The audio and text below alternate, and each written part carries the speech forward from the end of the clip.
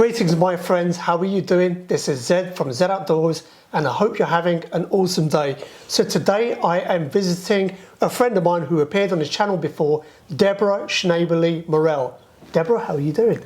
I'm fine, Zed. Nice to meet you again. You too as well. Nice to see you again. Yes, it has. It's been an eventful year. It has been an eventful year, but we managed. We did. Yeah. Shame the zombies didn't come. That's what I was waiting for, the zombies. Oh, the zombies. Oh, yeah. Return of the zombies. Yes. Well, they could still come. That's it. See, our spoon carvers, we're okay. We've got the knives and we've got the axes. We've got everything. We've got all our weapons. That's it. Yeah. That's it. Just need to brush up on episodes of The Walking Dead and that's it. Yeah, that might be more your culture than mine, actually. So Deborah, it's great to see you again. If you're not familiar, from the time of recording this video, roughly about a year ago, it was at the beginning of 2020, wasn't it? Was it? I lose track of time, actually. Yeah, and you said it was raining. It was raining. Yeah, that so day. we couldn't be outside at all. No. Yeah. So time goes very quickly, yeah. And we recorded a video. It's the first time Deborah appeared on my channel, and we've recorded a how to carve a spoon video. Since then, that video has done incredibly well. And Deborah, you've been received really well with the audience. Yeah, I actually did look at the comments, and it perked me up no end. It was really wonderful, actually. People said really nice things. So No, they were quite encouraging, actually. It was really nice. The audience got to see your process, your insights. Yeah. And it was a really well-received video. Now, I'm back to see Deborah to record a follow-up video to that one. And what we're going to be doing in this video is Deborah is very kindly going to be demonstrating how to carve a pocket spoon. Now, if you're not sure exactly what that entails, we're actually going to be looking at a few examples in a moment. Now, the reason why we had the inspiration for that video is when I did visit Deborah last time, Deborah was showing a load of her spoons, and she has a lot of spoons that she carves, a very prolific carver. And then we got around to seeing these dinky little pocket spoons, and they were amazing. They were really, really nice. And so conversations ensued. And so I approached Deborah, look, would you be up for doing a follow-up video? And you gratefully said yes. Yeah, so nice to have a purpose to make my spoons for. And they were really lovely, which we're going to see examples for in a moment. So here's what's going to be happening in this video. We're going to be looking at a few examples of pocket spoons after this segment here. What we're then going to be doing, we're then going to be looking at the axing of the spoon blank. We're then going to move on to the straight knife work and then the curved knife work. And then we're going to be looking at the finishing. So if you want to follow along, what I've done is I've put a timestamp below. So if you look in the description just below this video, and also on the timestamp as you're following along and watching this on YouTube, what you're gonna see the sections broken down. Now the reason for that is the following, is this is essentially a teaching aid. So as you move forward and you want to refer back to certain sections, you can skip straight to it without having to watch the entire video. My recommendation is, if you're watching this for the first time, is to watch it in its entirety. And then as you move forward, the encouragement is from Deborah to yourself to obviously have a go at carving a pocket spoon. Whether you've carved for the first time or you have some modicum of experience, be it from a beginner, intermediate or advanced, the idea is that Deborah wants to inspire you to have a go at carving a pocket spoon. Because would I be right in saying the principles are the same in carving a pocket spoon, but because it's a bit more compact, there are a few more nuances and a few more... Yeah, I mean, the principles are the same. Yeah, in a funny way, it seems like there's more possibilities because it's an unusual form of a spoon. We were talking about it earlier, you know, it's like, can you invent a new kind of spoon? A spoon is such a fantastic tool, sort of fairly unchanged, a bowl and a handle, and then, you know, this pocket spoon thing, I think is it from Sweden, the idea that a big bowl and a short handle? It is, yes. Yeah, yes. Okay. So that, to me, is a kind of, you know, not knowing about greenwood carving and spoon carving until I started. It's a new concept, and it's quite nice to kind of investigate how you could make a different kind of spoon. So it sort of frees you up a little bit. And I'm very fond of the shape of the short handle and the large bowl. Yeah, so pretty interesting actually. Yeah. I like doing them, but you've got different handholds. It tends to sort of disappear in your hands a little bit because it's much smaller. And it's more difficult to axe out because you've not got much to hold on to. But this is going to be the first time I'm seeing a demonstration of carving a small pocket spoon. So it's going to be the first time for me to see the entire process, how you approach it. Yeah. So yeah, I'm looking forward to learning myself as well. So friends, what we're going to do, we're going to get straight into this video. With your kind permission, Deborah, we're going to look at a few examples of your spoons. Another thing, by the way, I forgot to mention is, and this I will mention throughout the video and at the end, is there will be a link below to Deborah's Instagram. Where you're going to be able to see a lot of her work and follow her personally, but she has got a lot of detailed pictures as well of that. Secondly, I will put a link to Deborah's Etsy, and on there she will have a lot of these spoons available. That's if they last. They typically don't last that long, Deborah's spoons, but she will have some spoons available. Yeah, the pocket spoons go. Yeah. They always go. It's interesting. And so we've got that. And one thing as well is I do an accompanying blog post to these videos. And the reason why I mention it specifically in relation to Deborah is what I'm going to do is take up some close-up pictures of some of these spoons and some of the things she has going on, and I'll embed it onto that blog post. So all the links that I mentioned will be down below. So without further ado, we'll get straight into this video where Deborah is going to be teaching you how to carve a pocket spoon.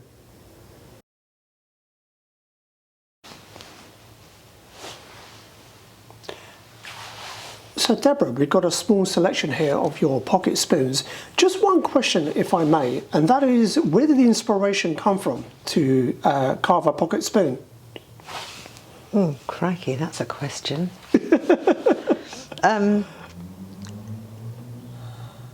Probably the first pocket spoon I saw was made by Barn, and it was very intriguing and very beautiful, and I just thought, that's an interesting shape.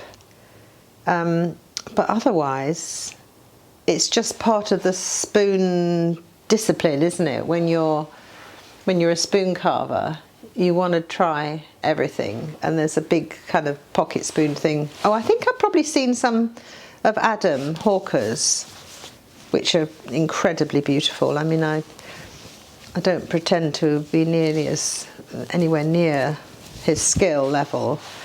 In fact, I need to ask him about balance and spoons, because that's a kind of thing about balance is terribly important, the bowl and the handle and how they sit. And I just really want to make a spoon that sits like that rather than like that. So that's something I've got to learn myself. And it's obviously to do with the weight, the distribution of the solid qualities of the wood, you know, and the lighter handle, and where the neck is and everything. Haven't quite got that sorted yet, but they do function. They do function very well. I mean, you know, my thing is different kinds of woods. So, well, all spoons are a vehicle for showing off the qualities of wood, but somehow they're sort of concentrated down, aren't they, with a pocket spoon, in a way. I mean, you know, that's a fantastic little elm one with amazing, it's a ring porous grain, so I've put some ground cloves in it. It's got a crack there, unfortunately, which I've repaired. So that's beautiful. That one is red oak. It's completely mad bit of heartwood there. It's warped. That one is a successful little one. That is my only left-handed spoon, which is damson. And I must say it was a very weird thing to carve it, but I think I like it now, so I'll do some more left-handers. This is a kind of more Baroque kind of type spoon, more symmetrical. Really like this handle. And you know, you can really go to town on the swoop here and up the back. That's pear. That one's going to Martin Hazel for a swap. Very honoured that he liked it. What else? There's another sort of more exaggerated form like that one. I think that's baked birch. Yeah, pretty sure. So it's just darkened slightly. This one was a plum spoon, a little bit bigger actually, with a smaller handle. And I carved it wet, and it's been baked, but it wasn't completely dry in the oven, and then it's got a little crack there, which is such a shame. I whipped it out when I knew that was happening, but it's too late, so that's one to keep. And then of course you can go really small. I don't think you'd call these pocket spoons, maybe you'd call them scoops. Hawthorn, can't remember, both Hawthorn actually, I think. That one's baked a bit. This is a tiny little one, mulberry, one of my favourite woods. That's lilac. Lilac is a dream to carve, but you don't get much of it. But I've got people who know I like it. And then that's more of a, it's got a slightly longer handle. It's more of a child's spoon, but you could easily use it as a pocket spoon. That is baked beech, another favourite wood of mine. I mean, when you get beech in the right consistency, it's just a dream to carve. And this one is just fabulous because it's got these medullary rays, and somehow I managed to get the beginning of those rays right there, and then you get them on the top. And sometimes baking it brings that out much more. So there's a more recent little mulberry one. Mulberry does darken with age, so that yellow won't stay, unfortunately. It'll stay in some form, but it'll just get darker. So, you know, there's masses of them, really. Field maple, that's a lovely wood to carve. I mean, that's so lovely, so fine. And yeah, that's with those little horns on there. That's quite a nice, fun thing to do. I don't always decide at the beginning what the spoon's going to look like. I just have the concept of a spoon and its crank when I start, and then it's sort of how it develops. Is a little bit of a surprise sometimes, you know. And how would you say it differs from a standard full-size eating spoon? I think it takes a bit longer. I think you have to be more careful because you're very close with the knives in your hand. I mean, if you're doing a spoon this size, you're going to have all sorts of hand holes that you wouldn't normally. I tend to do a lot of this kind of thing. You wouldn't normally do when you're doing a larger normal eating spoon. So that is, you know, you can imagine with a knife on that. It's going to be pretty hard to film actually, Zed, because you won't see any spoon at all. But we're not doing such a tiny one today. Yeah, so I think you've got the same considerations as with an eating spoon. You know, the balance between the handle and the bowl, although it's much shorter. I mean, normally with an eating spoon you have like a third bowl and 2/3 handle. Here you've got a much shorter handle and a slightly larger than handle bowl. So you've got, it's sort of back to front, but the balance is still incredibly important, and you know when it doesn't work. So that you've got all those kind of design, balance, form considerations in the same way, but it's all sort of concentrated down into a smaller object really. And you've got to think about how it goes in the mouth and how it goes in your pocket. You know, you don't want to make a kind of very delicate, terribly delicate spoon, because people have it in their bag or pocket, and you don't want a spoon that could be sat on or, you know, broken. So they have a certain sturdiness about them. The handles tend to be wider generally. If they're smaller, it's usually when there's been some fault in the wood, and I've had that probably started off wider. That's holly, by the way, which has been baked to that colour. It hasn't been burnished and it hasn't been oiled yet.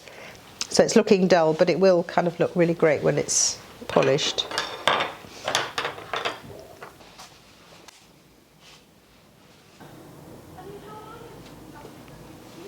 So Deborah, we're going to start off with the axe work. Before we do that, you've had a change in axe since the last time I saw you. Yeah, I do remember saying on the last video, I love my axe so much. I'm really attached to it. And that poor axe, I don't know where it is. I mean, it's safe, but I had to get one of Peter Kovac's axes, Soulwood Creations. And funnily enough, nearly all of our Spoon Club has got one now. And so, because they're so good. And I must say that I don't know if you should go too close on that in case it's got any nicks in it. And Peter sees. But I got the small one. In fact, I saw the picture of this on Instagram, with this half payment, and I immediately messaged him and said, Peter, I think I might have to have that axe. And he said, oh, that's really funny, Deborah, because when I made it, I thought of you. I don't know if that was a really good sales technique or... Anyway, I got it. And a good axe can improve your carving no end.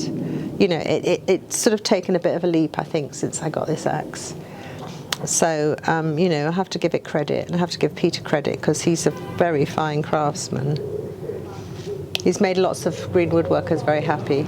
Yeah, I have mine ordered with him that I'm picking up in about a month's time. Oh, right. Yeah, you're going up to Yorkshire? I am, That's yes. where I'm from, so I'd really love to go and visit him. So with the wood we're going to be carving with today, what's your wood of choice? Right, well, when I knew I was going to do this, I found a few.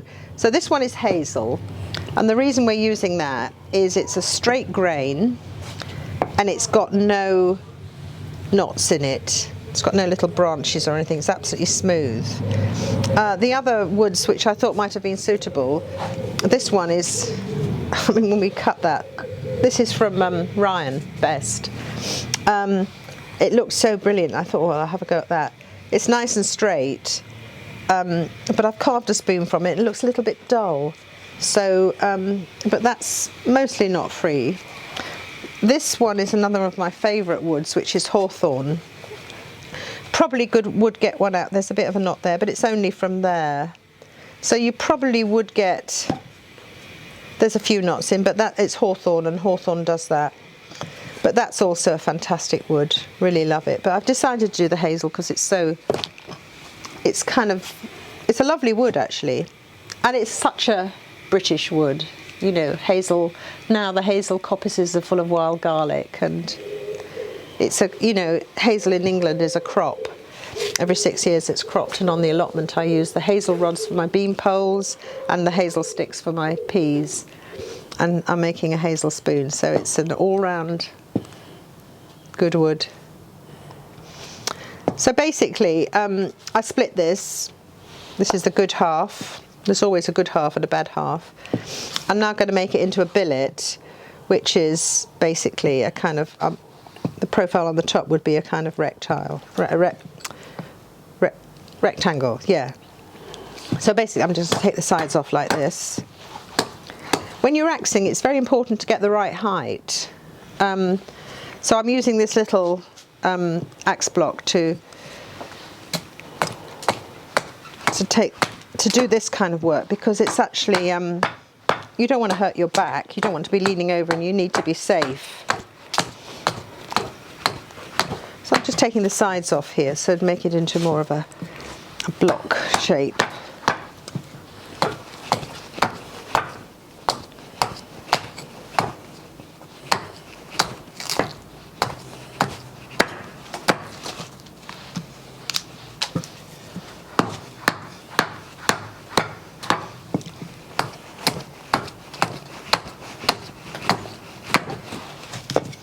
You see, it just goes much better, this axe.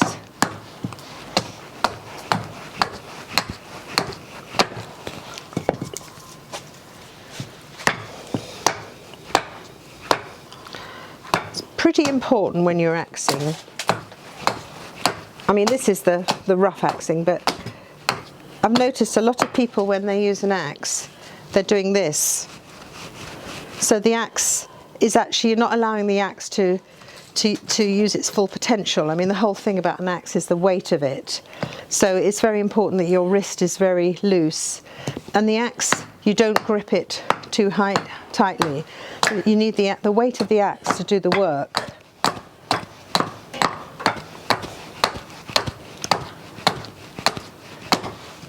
I think, you know, people get frightened of an axe, and rightly so, because it is a very dangerous tool.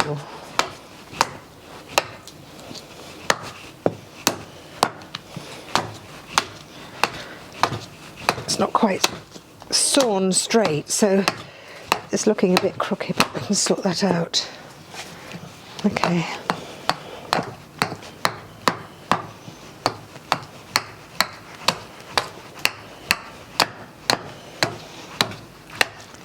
So I'm going to carve my spoon tangentially, which means I'm taking the bowl out from the bark side, and I do that because although on hazel you don't see that many rings, you would if you baked it actually. It also has the wonderful medullary rays, and you just get more, you get the ring pattern in an oval shape in the bowl, and I must say I prefer that. But I'm actually going to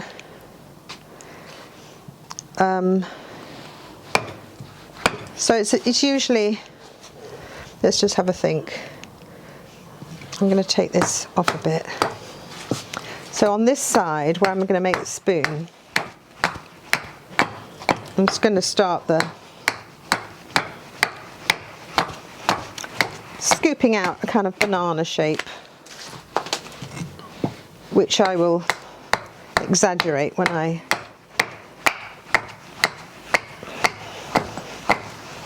it's a little bit difficult to do this actually. It's just to do with the amount of pressure you apply, but you can see that it's beginning to do its thing.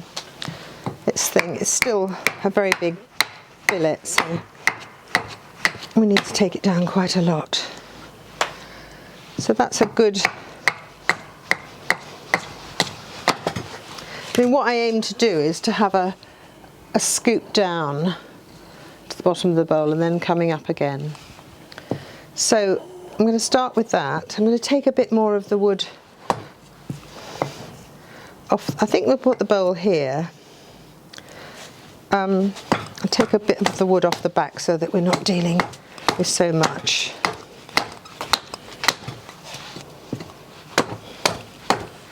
You can see my hand is always back, but the aim really is not to bring the axe over here or anywhere near your hand really. So I'm kind of recreating that scoopy banana shape on the back.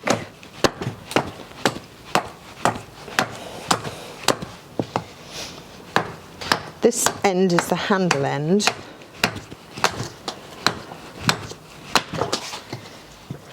we take a lot away here.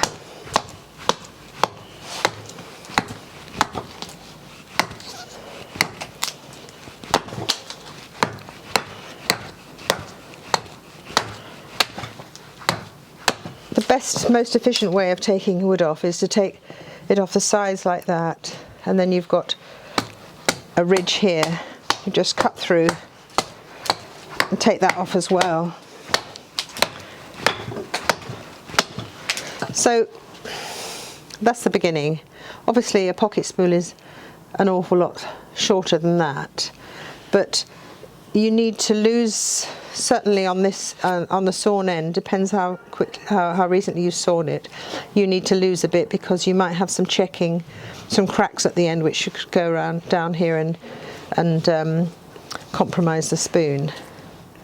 So I think what I will do is, let me have a, there's a lot of thinking and a lot of looking when you're making a spoon, or particularly when you're axing out a blank.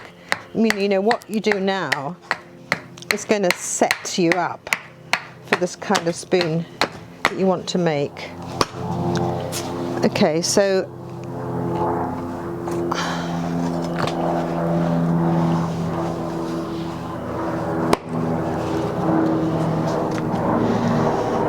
So let's have a think. So if we have the bowl here and the handle here, the deepest part of the bowl will be about here. So I'm just going to take a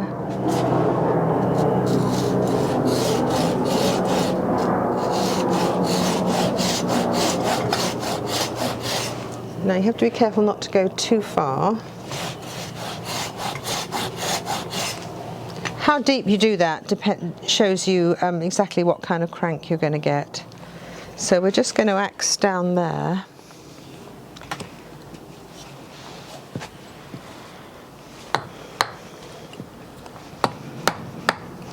Now this is, you need to be a little bit more careful with the axe here because you don't want to go beyond that point and take off the bottom bit there. So you're just going to the depth of that saw cut. And you can see, you can even hear the axe is less. I'm doing a bit of a slicing motion here. I think we've sort of got in there. Shall I turn it so you can actually, this block is in the way. So I'm just going to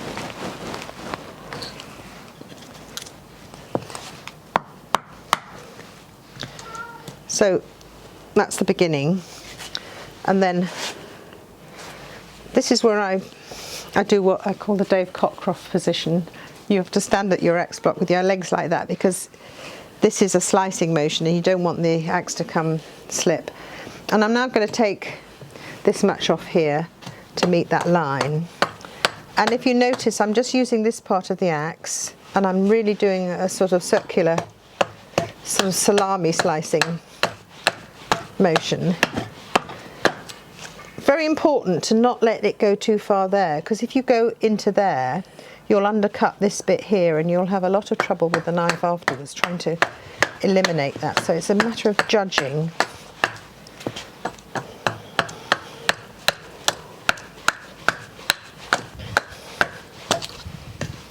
And then I'm going to turn it around this way. A very awkward looking hand position. I'm doing the same thing, just the top bit of the axe. It's just like a knife. I'm using it like a knife, really. So that's your crank. So I think before we go and use the other block and do the drawing of the spoon, I'm just going to take some more of this weight off.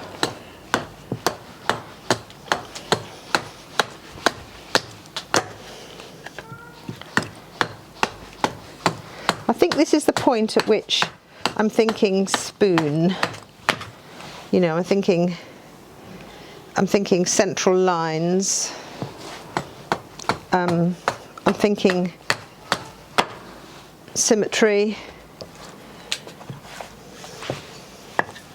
So there's a lot of bulk on the back, which I'll just take away. I'm still doing that, cutting the corners off. So much easier. You take it. If you get a chip on your axe, be really careful to get it off because that can cause the axe to slip.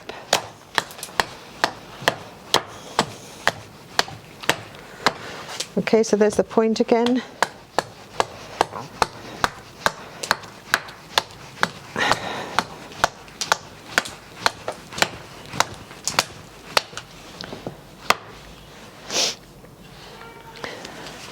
So there you've got the low point of the bowl and the high point of the back of the bowl there.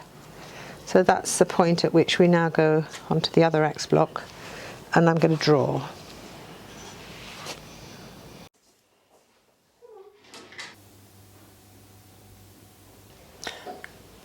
So Deborah, what's next? Next is drawing. Drawing is incredibly important. I don't use a template. I find it's just not in my nature. I think it would just make me feel very constrained. I just want the wood and the shape to always kind of be flexible and moving. I mean, even when I draw, it can still change. So basically, the most important thing is to draw a central line. You can use a ruler, but I tend to draw it by eye, and your best guide is to foreshorten the spoon and look down the line, and then you'll see whether it's straight.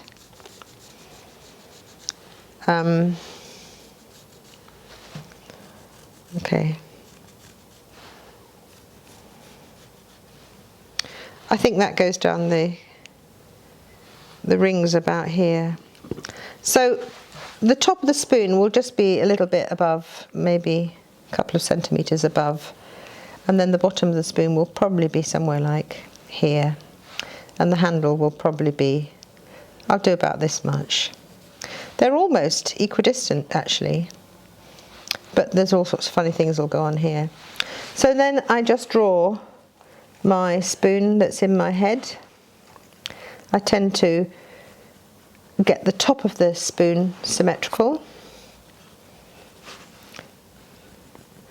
It won't be completely symmetrical because it's my eye, it's not a machine.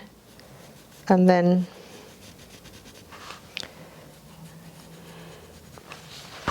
I'm always turning it, I'm always looking. I think the best thing you can do, whatever you're doing, but particularly when you're carving a spoon, is just look all the time. Don't just feel, but look as well. I'm making it slightly bigger, but I'll probably make it smaller again. So I'm always thinking about this distance, that distance, how similar it is. It's only at the top that it's going to slightly change. So this is where I'm doing a right-hander again. Sorry, left-hander folks. So I can make it smaller by just going inside that line. I think it's a little bit of a large spoon for a pocket spoon. So we're going to go a bit smaller. For those who may not be familiar with the differences between a left spoon and a right spoon, could you just touch on that briefly? Yeah, so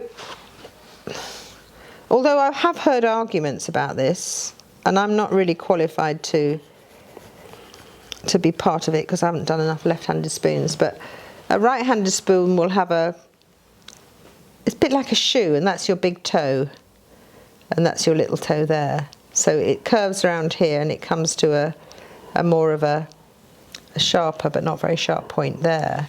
I mean, these which I've done earlier, they're all right-handers. Well, this one is a little bit more symmetrical actually. It's more difficult to be symmetrical, I think. So this spoon is getting a bit big. But so if I draw inside that line, basically I'm going to axe onto the inside of the line.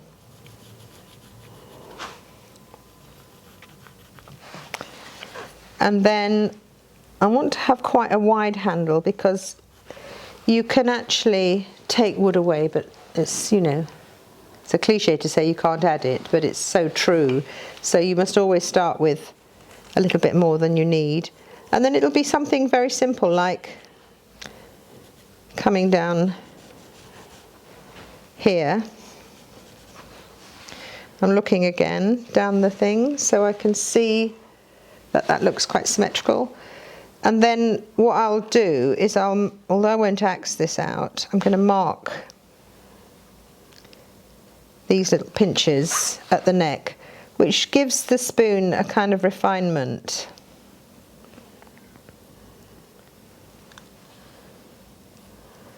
Like that. That might be a little bit too big, but I can adjust that. I can probably adjust it with the axe, and then there's even more adjustments that are going to happen with the knife. But this is the kind of, so that that doesn't look quite right, so that you've got a good beginning really, and you've got enough to play with. So yeah, that's ready to axe now. So anybody's interested, this is a China graph pencil. What I normally, it makes a nice mark on the wood. What I normally use is a watercolour graphite pencil, which is great, and when the wood is fresh and a little bit moist, it makes a lovely line, but I can't find it. But this is a a good line. Anything that makes a good strong mark is good. A 2H pencil wouldn't do much good. So basically, I'm going to axe this out now, and this is, I think this is my favourite bit of making a spoon, and it's all to do with being really, really free with your axe. It's an extension of your arm. It's got its own weight. Don't constrain the axe. Let the axe do the work for you. But obviously, you have to think about safety. So what I start to do is I obviously take off the big bits like that.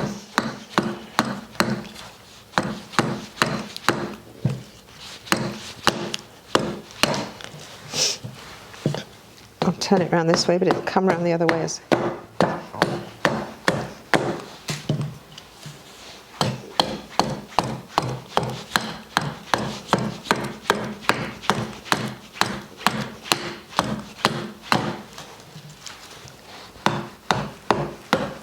I'm going to make it a little bit thinner because my whole thing about drawing with an axe is it's easier when it's not a great big block. So I'm just going to thin it down a bit. Now I'm working on this axe block because the height is much better for the kind of work I want to do now.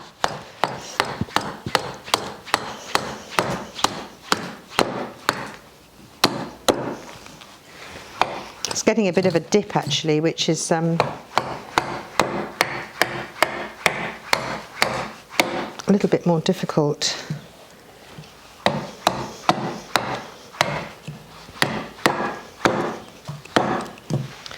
Okay, so that's from this point, the high point, I would be axing that way because that's the grain direction, and I have to turn it over to axe the other bit off because the grain changes at the high point.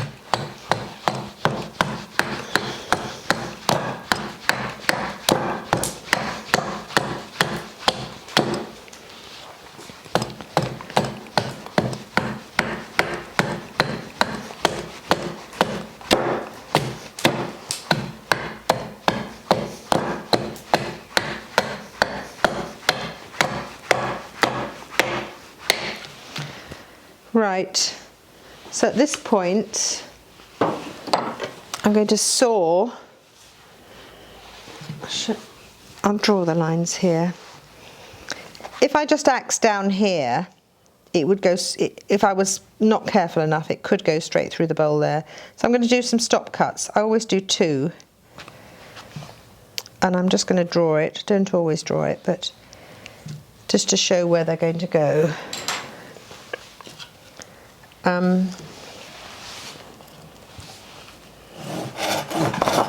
Quite important when you do this, don't go too far.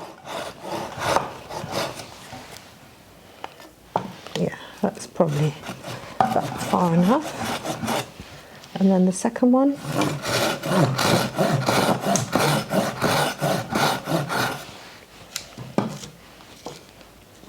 This little groove here, very, very useful, and this block, really useful, so it holds it there. It's a bit like a vise. I need to make the groove a bit bigger actually it's got worn away.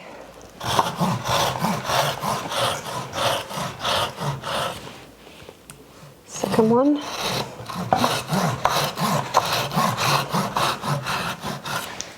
So there's those stop cuts. I'm going to cut off the end of the spoon here.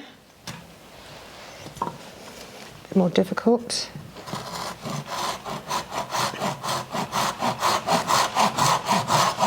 One of the worst cuts you can get is when the knife, the sword jumps out of the thing onto your finger.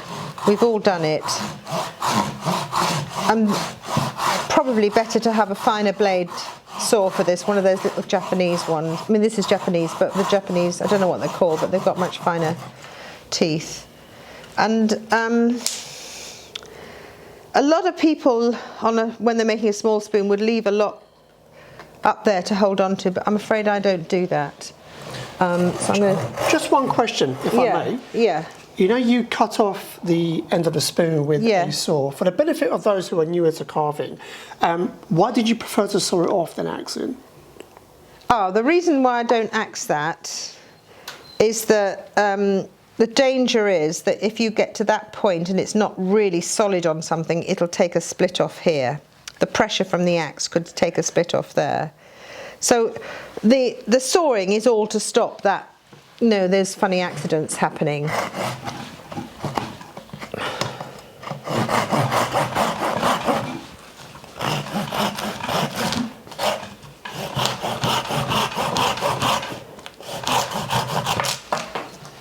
Right. Okay, so the whole thing still a bit chunky. Just take a little bit. My hand is right now up the top.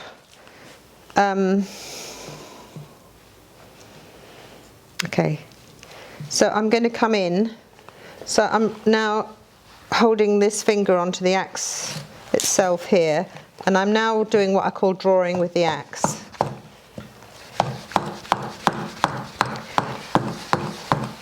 It's this slicing movement, and if you can see, you can be very accurate. I'm just following that line there. When I started carving with an axe, I just could not get the axe to go where I wanted it to go, and I thought, oh God, this is so difficult. I'm not going to be able to do it. But, it's practice. Now, when I do the other side and I hold it towards me, I'm now doing this end of the axe. A little bit more difficult. And then, if you notice, from this point down there, I'm always carving that way. But when we get to this point, I'm going to carve that way because the grain direction has changed.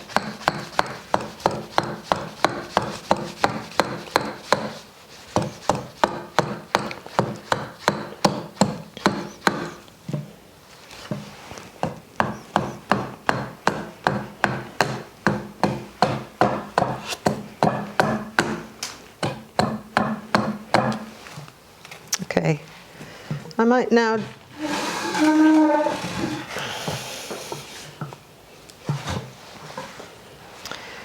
this block is a bit too high. I wonder if I should use the other one.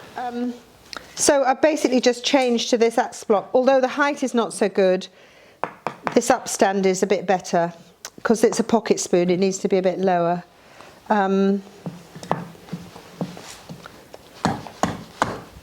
So it's good to rest it against something here. And you notice what happens, we get to that point and it won't go any further. But even when you've got this on, you've still got to be very, very careful. And now if I carried on down there, it could go through here. So I'm going to do it this way.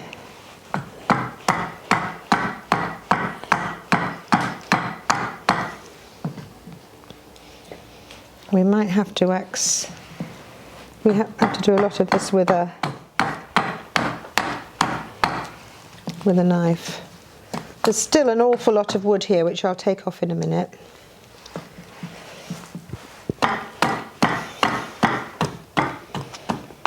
Obviously, when your hand is very near and the axe is near your hand, you're going to go very gentle axe movements to start with.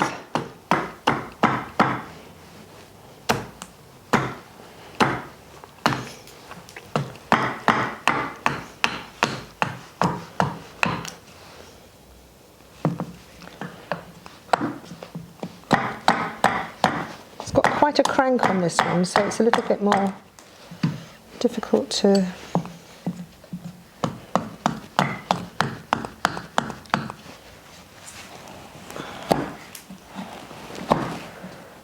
using it a bit like a knife there.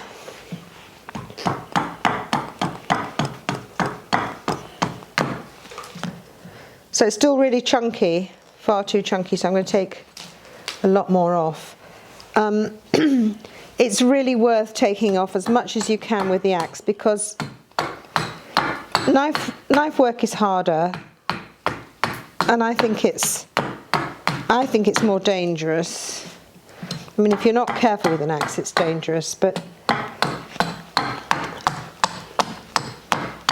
so I'm going to leave just over 1 centimetre, I think, maybe a bit more than that, 1.5 centimetres.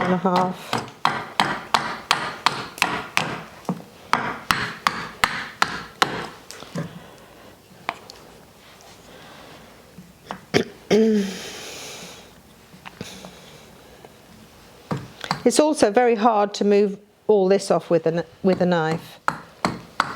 So this is a point which you don't want to make any mistakes, because you'll lose your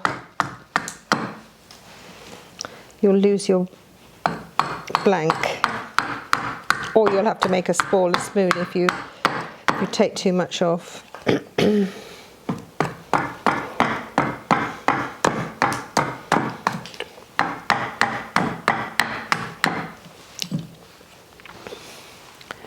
Yeah, could take a bit more off there, I think.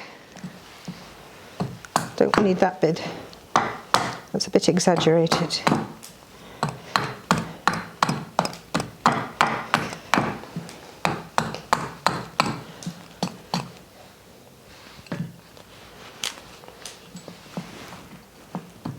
I think we just need to go in here.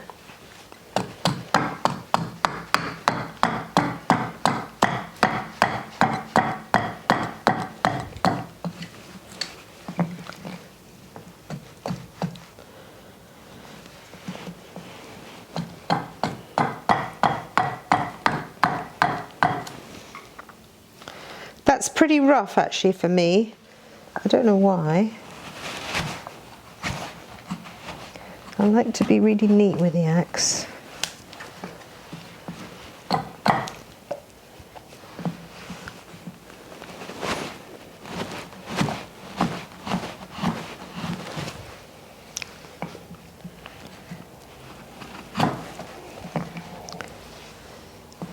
Just going to take that little corner off. Little taps, you know, when you're taking a corner off like this, because this is sort of nibbling almost, because if you do too big a bash with the axe, you could take off too much or split it.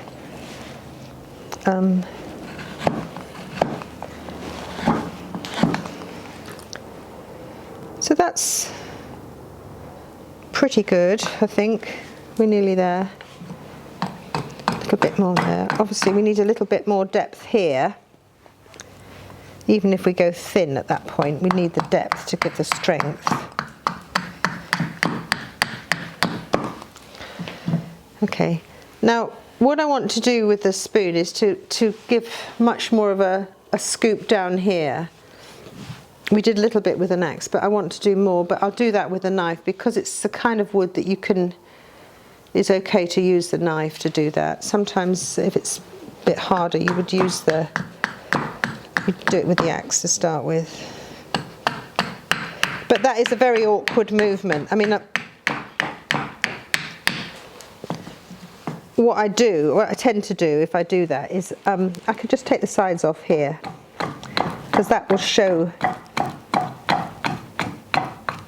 People look at this and think, oh, what's she doing? You know, but I think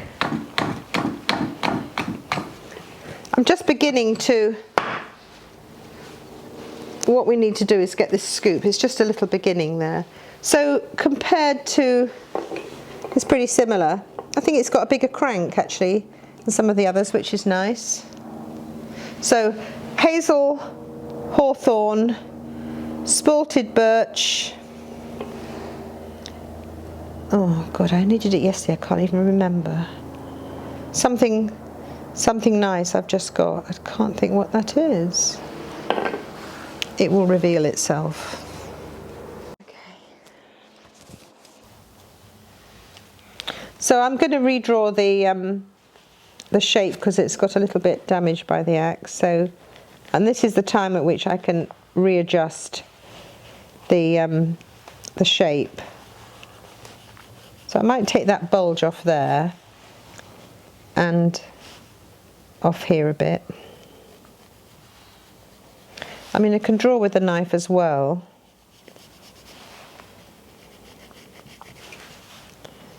So that's more the shape, I think. And then this bit will come in here like that. So these, all your lines that you draw need to be sort of joined up and flow.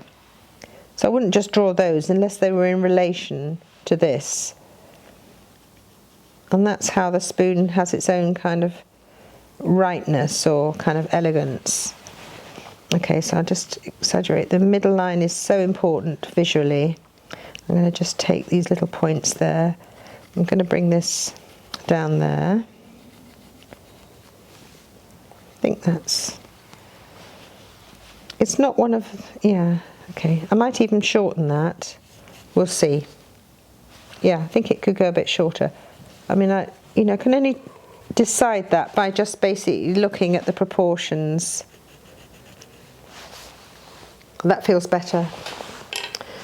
So, I've actually just got this fantastic Adrian Lloyd knife. I was so entranced by the colour of it.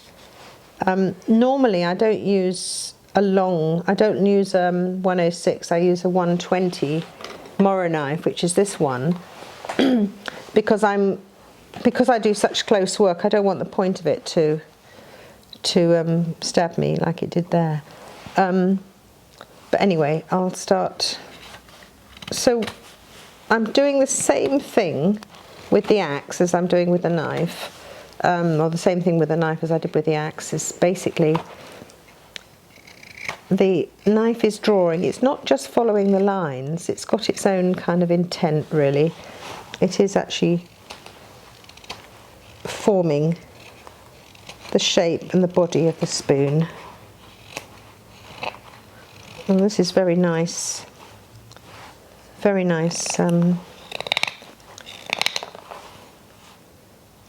wood to carve.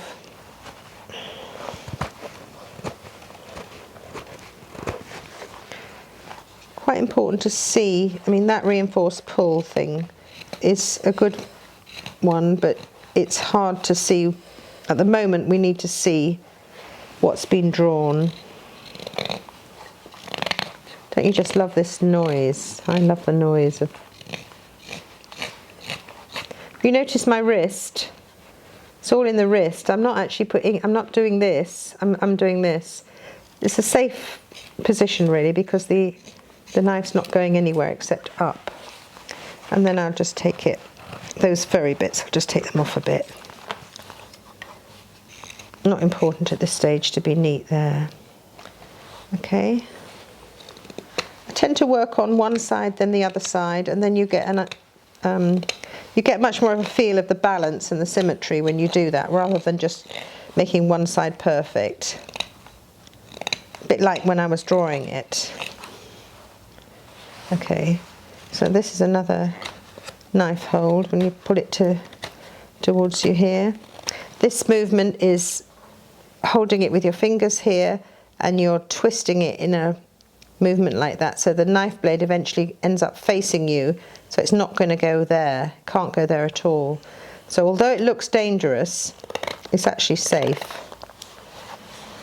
When I first started carving, and I got the Willy Sundquist book about knife holds, I just thought, oh no, this looks completely mad. I don't want to do anything that looks so dangerous with a knife. You know, you're always taught, never point the knife to you. Of course you do that all the time. This is the, I don't know, has it got a name? The thumb push, which is a movement I use an awful lot. It's, my thumb is sort of, it's not quite pushing it, it's, the knife is moving like this. Very often when a knife moves like that, it slices much better. Okay, so we're going to get this side now. So the same grain thing is from there forwards it's that way, from there backwards it's that way. So I'm going to do this.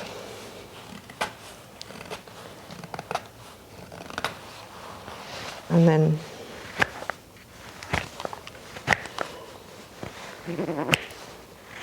if I want to push it rather than pull it, I just have to turn the spoon round. I'm afraid this is my comfortable position, so I do an awful lot with this. So I'm just looking and looking and looking now. So what's wrong? There's too much here, so I'm going to take a bit more off there.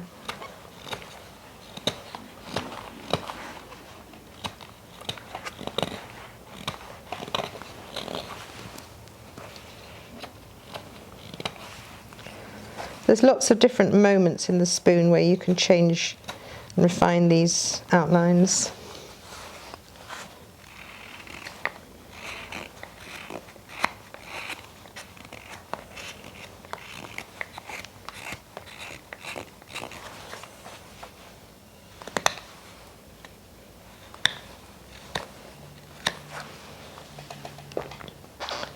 Yeah.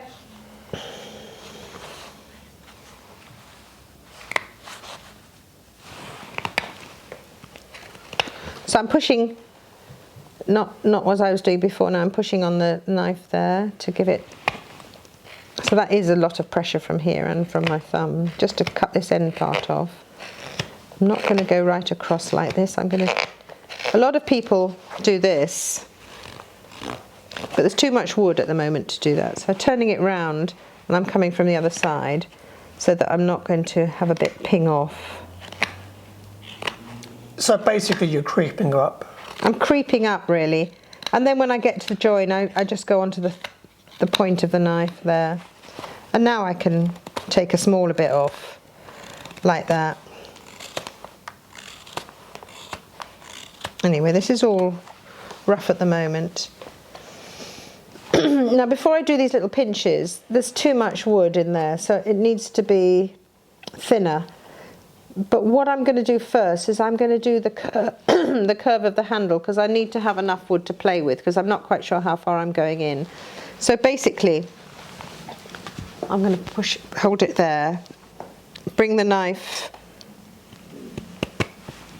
up here and exaggerate that curve on the side. So you can see how it comes down here. And I'm going to copy that on the other side. And obviously the drawing will have to be redone. That's why I find, you know, if you're working with a template, there are points at which you... Yeah, that's quite a nice... So I've got both sides down. And now I've got to take the middle out. I think I've chosen the wood well here. It's very nice to carve, and it's just in the right condition. So I think it was probably only cut down a few days ago.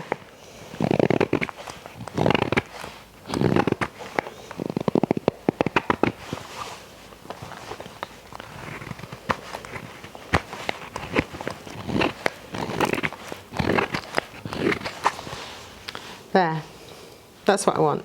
I think what Barn calls a saddleback spoon. I can't think of a better name really. It's a kind of upward scoop. Swoop, not scoop. Okay, so I'm just going to draw my central line again. Don't want to lose that. Foreshorten it to check. Draw my little pinches, taking it from here.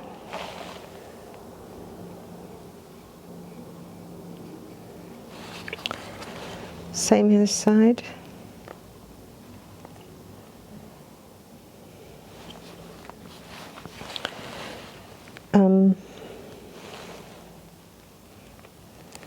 Yeah, it looks... So, although it seems a bit nuts to go to a bigger knife, I just want to try. I'm only going to be using the point, and I'm doing this twisting again. So basically we're just...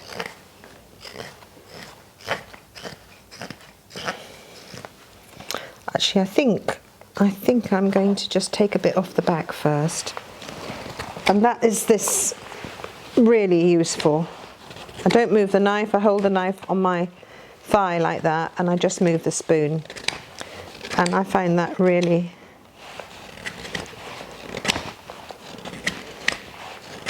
a very useful way of reducing down. A lot of people do this. I can't do it because I don't know, my elbows don't like it. I'm taking the volume of wood down now, because once you do refining, you don't want to have all this wood in the way. So notice the grain direction from about here. It's going backwards.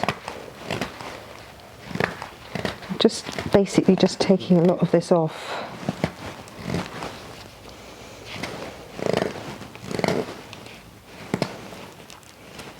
Just using the point of the knife here actually. And go this way, I can do this. Always be really conscious about how far you're going. Always look at the edge here. You don't want to go more than 7 mil or something. Well, that's about 4 mil there, but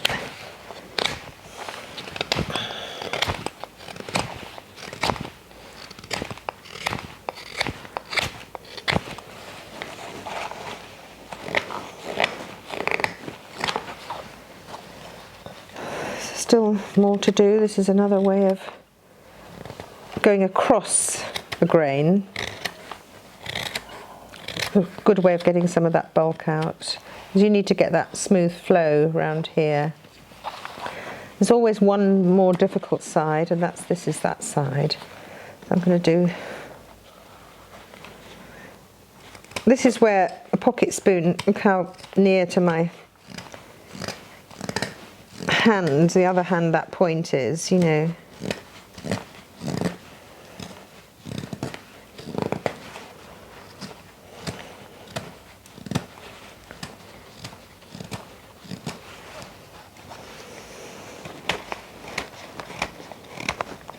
So I find myself sort of just naturally changing knife positions. I don't know, I suppose I could analyse why. I mean, this one is probably just because my hand gets tired doing one thing, and it's quite useful to not always repeat because you get some kind of injury.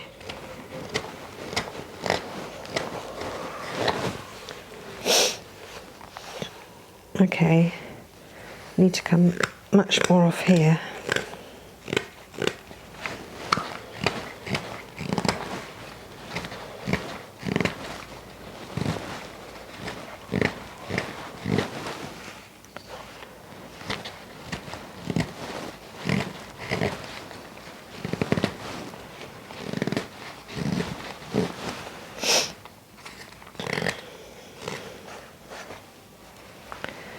So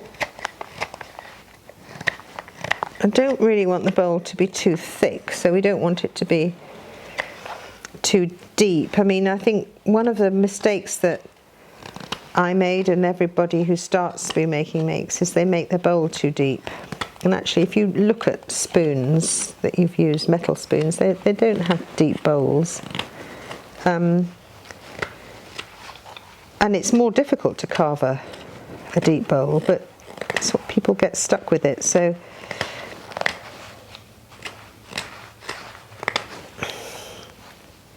just getting a bit better.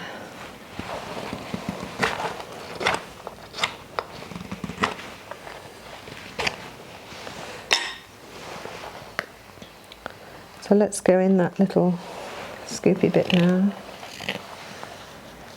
Twisting the wrist. Obviously, you can only go halfway, then you turn the spoon round, and at the point where the pencil marks, you just come in like that.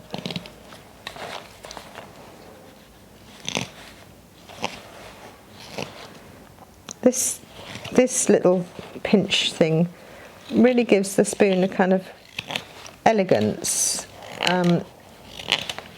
but you've got the depth here, so you can make it narrow, but it's still very strong. I'm coming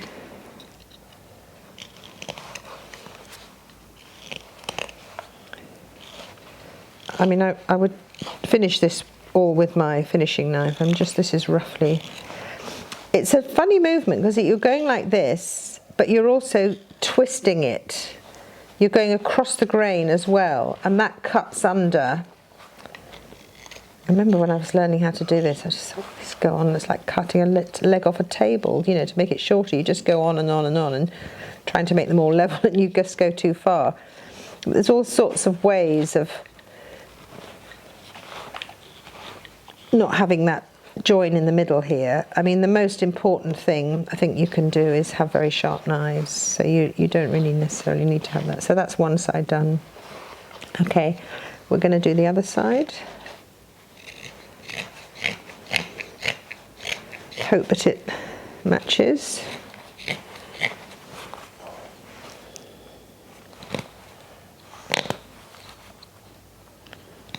So I'm thinking about it from the front, from the side, and from the back. So you've got those three planes that each one of them needs to be right for the spoon to feel right. And it's at this stage really, well, it's mostly at the axing stage, I think, where you've got to, you're setting how the spoon will be. And don't worry too much about, at this stage, if one side doesn't look quite like the other, because you can just adjust it. I think this position here, well, I don't know whether this is a known position or I've invented it, but basically I put this thumb on that hand or on that thumb so that the knife can't go into me. It's not so likely to happen there, but there are other positions of holding the knife where that could happen. It actually has happened, but it's a very helpful, you know, it's a bit difficult to have it like this because it's so close to you, so you're out of focus. So that's why I do it like that, away from me.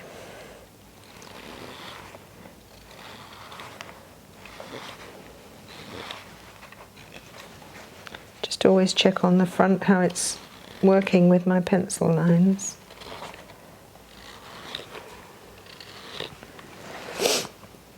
Okay, so what always happens to me is I get a slope here and a bulge there.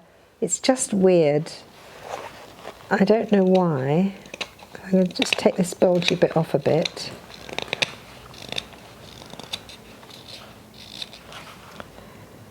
Okay.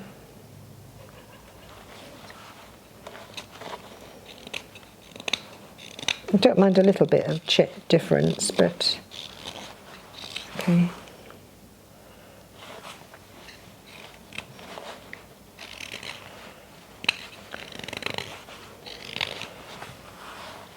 So this is important as well, that this looks right. So I've cut a bit more away from there, so I'll have to do the same on this side.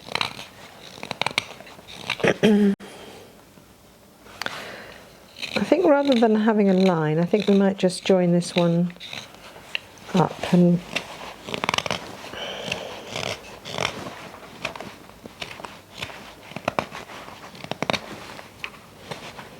I'm just reducing the amount of wood again.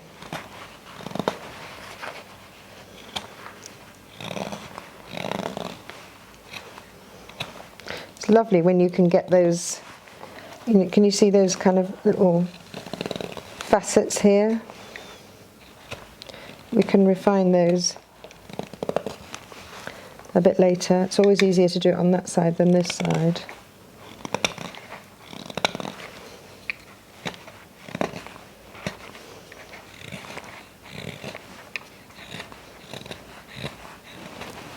I mean, I do get to a point where I do an awful lot of faffing around on a spoon, but at the moment we're not there yet. I'm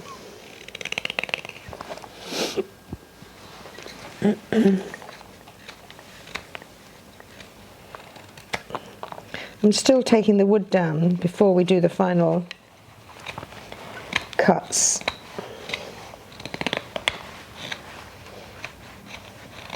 I mean, this wood would be wonderful for doing a faceted back, you know, with long facets.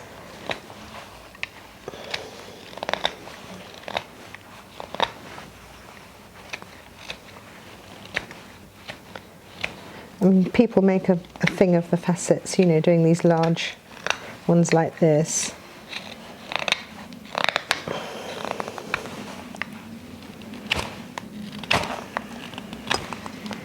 Okay, so we need to get much more off the back here.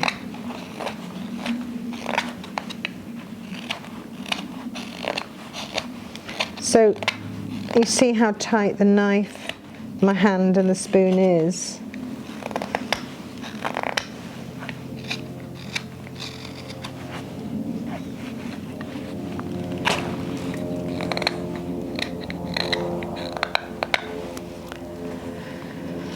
Okay.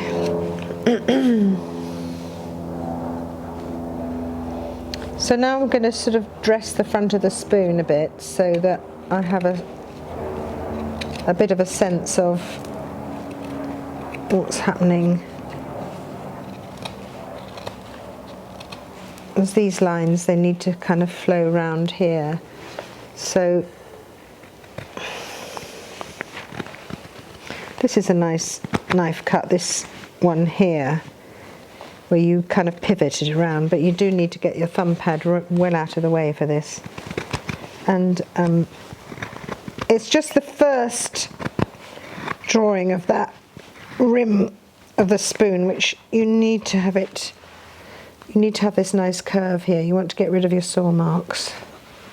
On this side, I'm going to have to do it like this.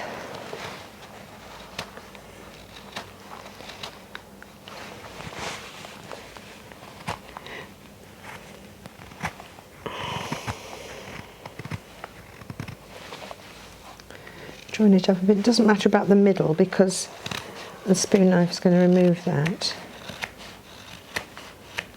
Okay. You need to check whether, oh, that's pretty good actually. Sometimes, you know, you notice the spoon is like that and you've got to adjust it and then you find you haven't got enough wood and stuff, but this is actually, this is working quite well. So the danger of going too low when you saw is that you get this cut that you've got to take out, and that makes this swoop a bit deeper. And also, a saw can bruise wood, so even though you've cut the saw marker out, you've still got a bit of the bruising, and that's a bit of a remnant, and you don't want to see that at all. Okay, I think we're ready for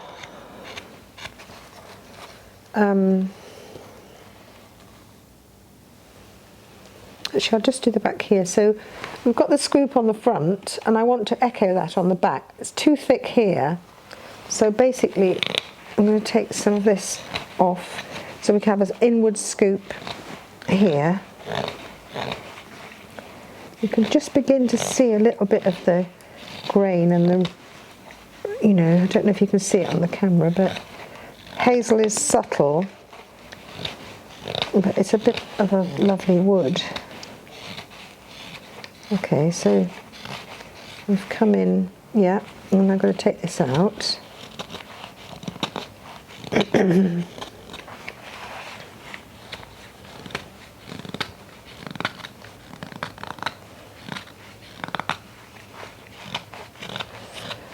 So I want to follow that curve upwards, so I'm going to take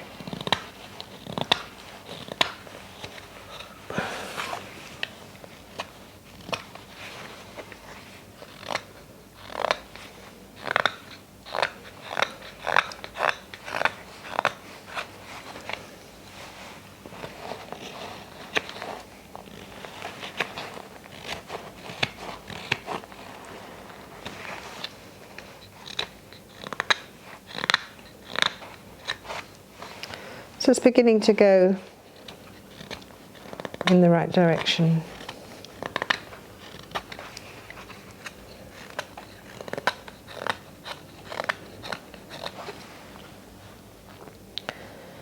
Okay, that's pretty lumpy here. We want a much more shallow slope towards the front here. Otherwise it would be pretty uncomfortable in the mouth.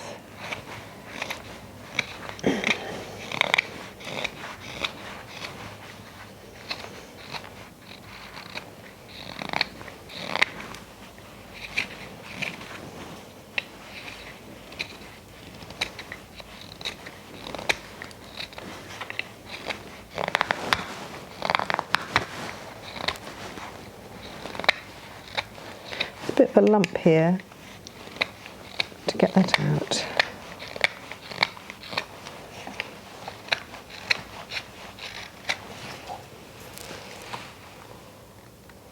Yeah, that looks a bit better. We'll obviously refine that more.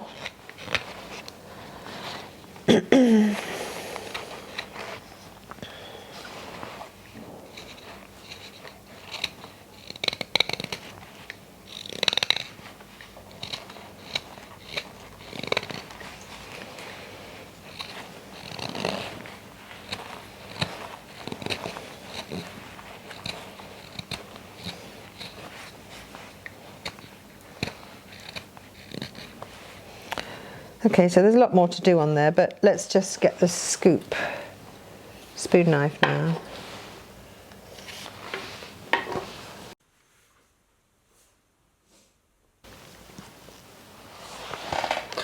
So what's next, Deborah? So I'm just going to take out the bowl of the spoon now with a spoon knife. This is a new spoon knife from Nick Westerman, which I'm jolly pleased to have. I mean, I do use other spoon knives. I like the compound curve, the Robin Wood ones, the wood tool ones, and the open curve. They're both really good knives. And I've got this one, and then I've got a Scorp, which on some woods is really fantastic. This is a Nick Westerman, well, it's least offer Nick Westerman blade. It's slightly too big, I think, for these spoons, so I won't use it. But probably can do it all with this one. So basically now I'm just going to scoop out the centre of the bowl. Probably do it like this. It is sometimes difficult to go all the way across, which is the best thing to do.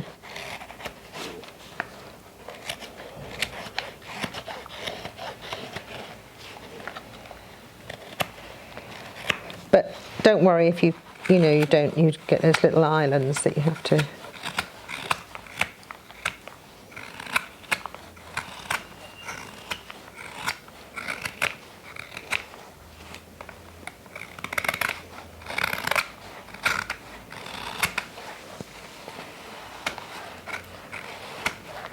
I'm going to start off going across to make the bowl shape, and then obviously you can change the angle of your knife, but we need to get quite, I don't think we want to go too deep, which would mean I'd have to take off more on the back.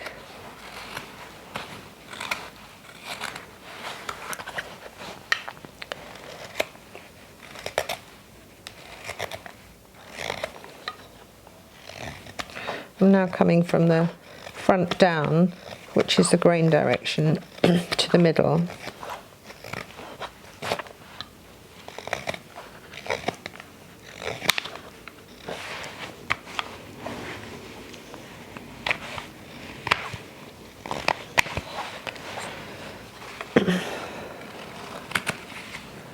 Come this way.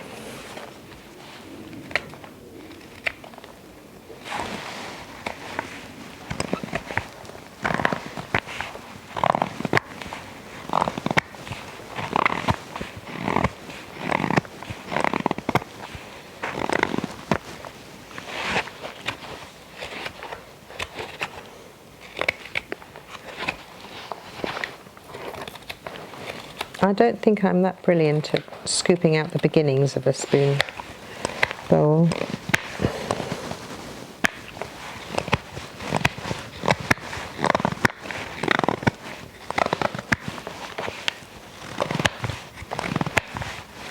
But you see how little a spoon is, really, and with a spoon like this, you've always got the tools really close to your hands.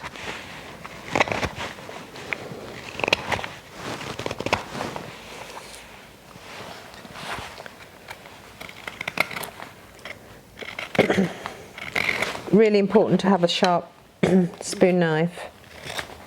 because, well, apart from blunt tools being a bit more dangerous, they just don't work as well.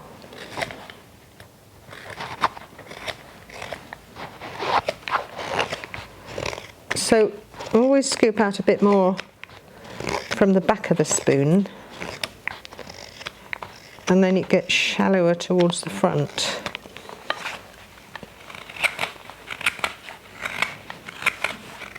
I might just try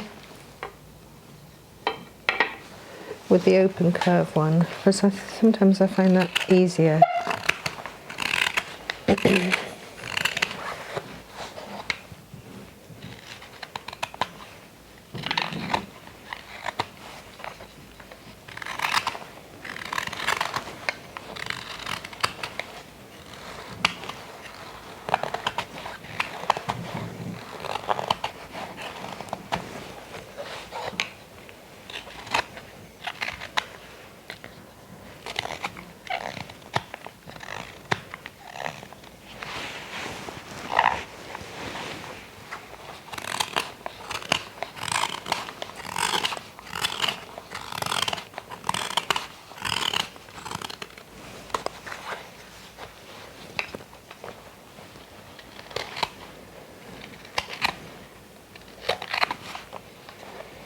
It's just a matter of just digging away until you get a nice smooth bowl, and then it's actually so much easier. The beginning is difficult when you haven't got that smoothness coming through. And presumably most people know that the grain direction is like, on a spoon, is like there, there, there, and there, and then you can do a cross one like that. So it's really important to remember that, otherwise it can get uncomfortable, and so that goes easily, but you can feel where it stops. This side you would do like that. This side you would do like that, and that side you would do like that.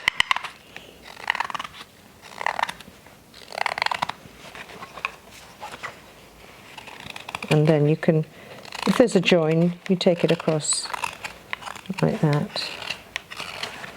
So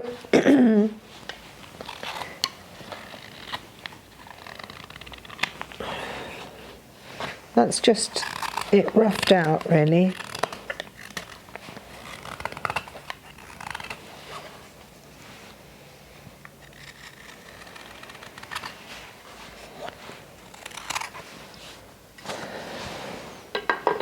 So we need to feel it now, because it's quite nice to have a shallow bowl, but we don't want to have a thick bowl. So that would mean taking out a bit more from here. And this point is really important, that you're not taking too much out. You need to feel that finger and that thumb, and you obviously you just have to sense what's between them, because it's all too easy to take too much off and then find a hole in your spoon.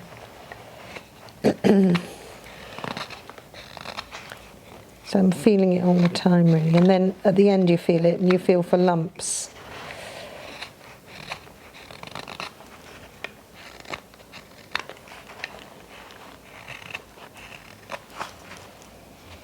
Yeah, that feels quite good.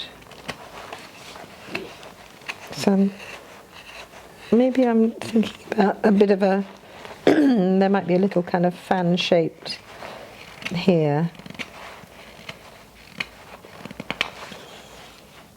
So we'll take that side off.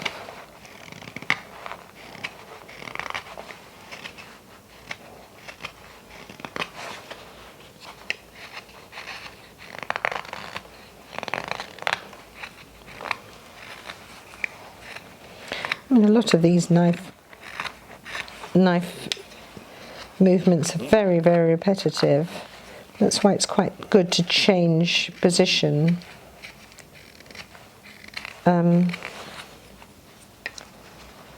So that feels, you can just feel where the lumps are.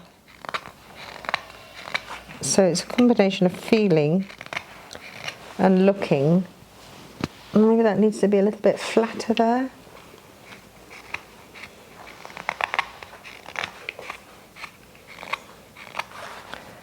Okay, so now we've got to the point that's going up. I think we need to take this down a bit.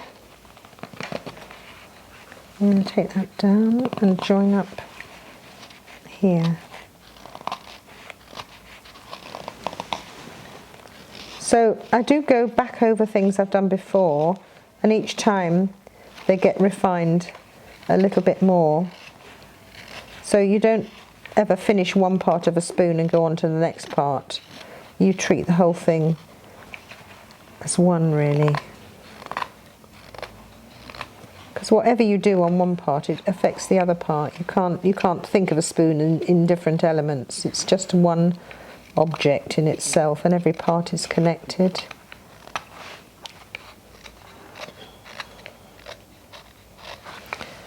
Okay, so these lines are nice and important lines here. So we want to get those right. And what I'm going to do is I'm going to add a little curve in there just to give it a little bit more elegance. So I'm holding my finger in that little gap there and bringing the knife down. I'm just taking the knife in and then out. So we're going into that curve. It doesn't really like doing this, and I might do it because you're actually creating a break in the grain. I can deal with that when I in the finishing cut. So we're just getting a little curve in there. It just adds a little touch more elegance.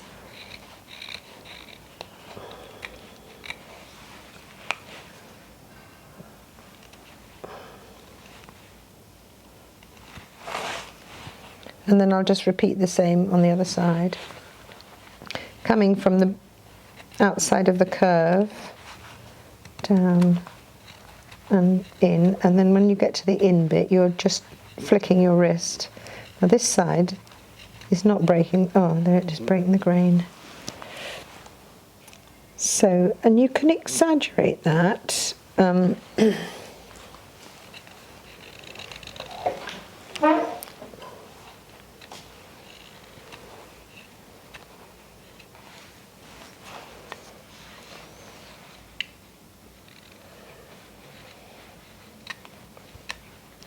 I think this side I'm going to have to do it with my finishing knife.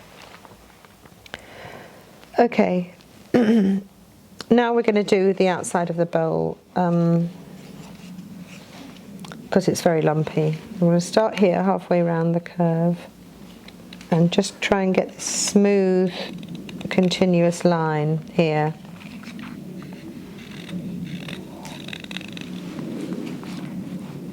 Okay, and then take it from here, the other direction.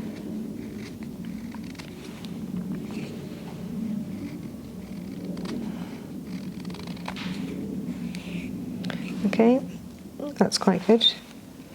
Do the same on the other side.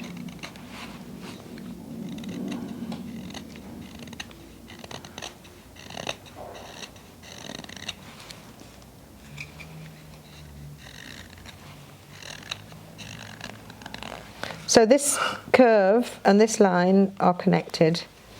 There's no separation, and it's very important that they flow, because if they don't flow, the spoon won't look right. Okay.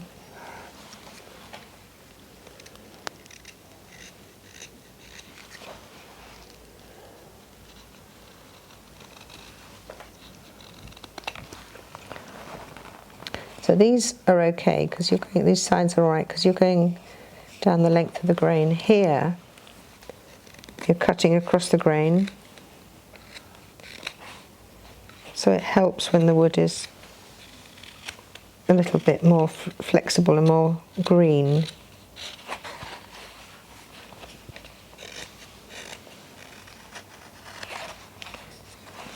Okay, so always got an eye on the contour, really.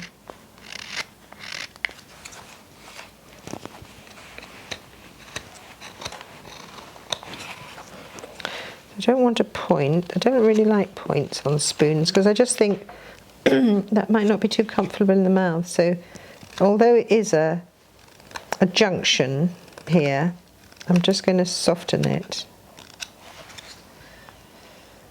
Okay. So we've got the outside.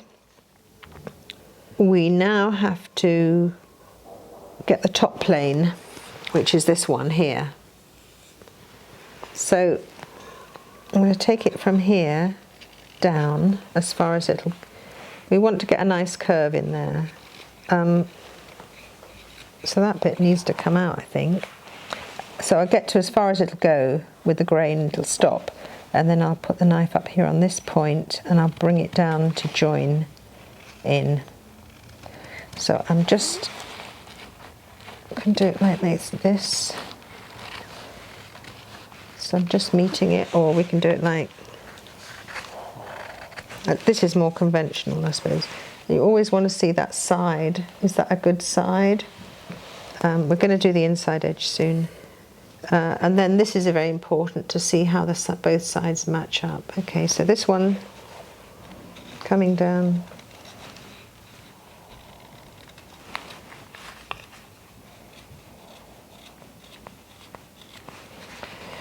And then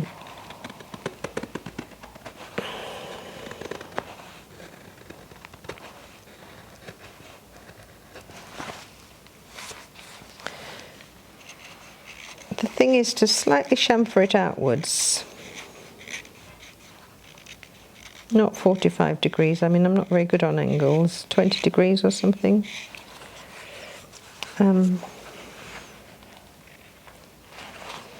This is difficult, this corner. This is where you can chop off. So I tend to bring it then from the inside edge towards the outside.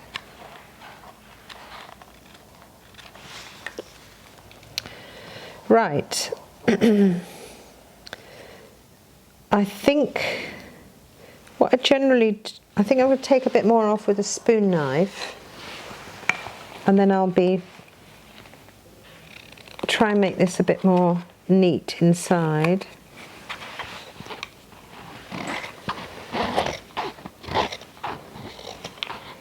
So I'm trying to draw now with the spoon knife the inner contour of the rim, but we can adjust that as well.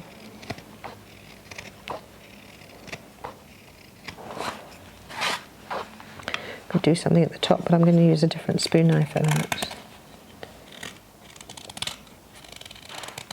So I'm taking a bit out of the bowl, but I'm also drawing the rim with the inside of the spoon knife.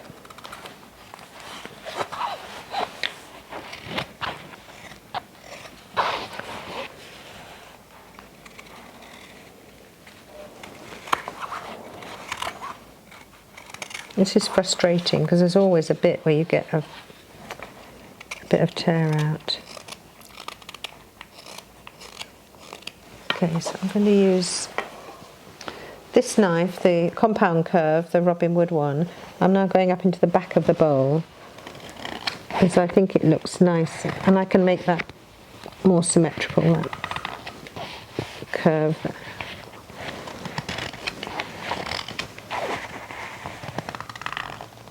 And obviously you've got a lot more wood here, so you have to have this shaped knife to be able to do that.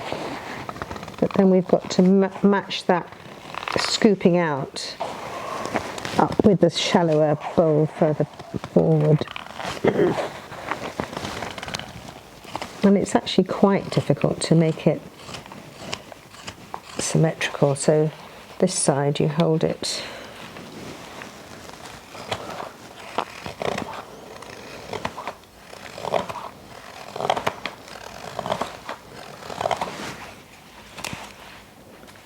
So it's gone down more that side. So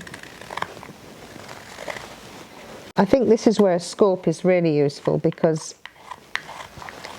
you can give it the same treatment on both sides, because you either do the one side of the scorp or the other.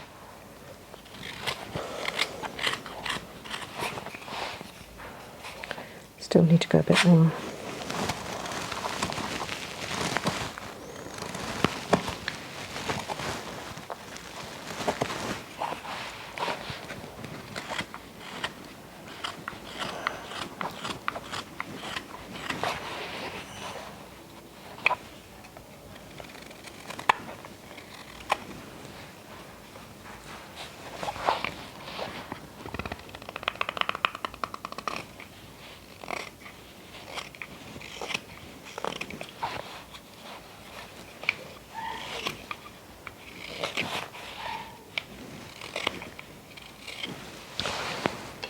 Okay.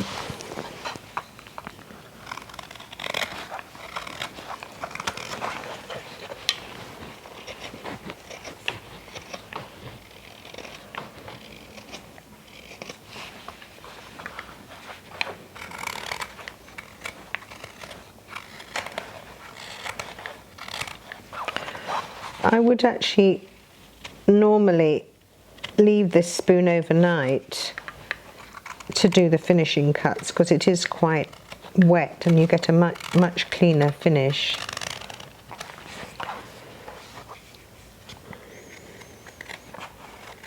This is my worst bit, that piece there, that bit there, where you get the junction of the grain, is always hard to deal with. There's always a bit.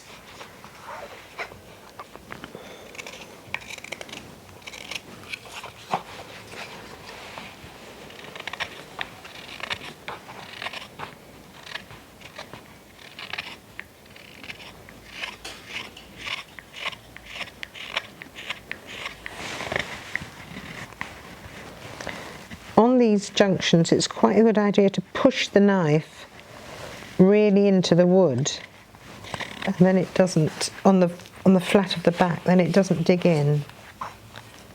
Okay, so last thing we do, we've done the outside, so now we're going to just go around the rim. Just being very conscious of the thickness of everything.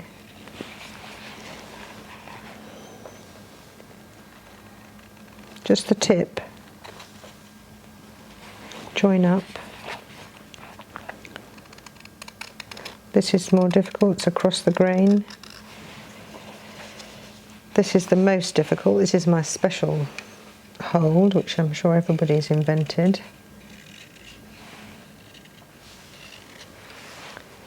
Reaching the difficult point, just checking this is symmetrical.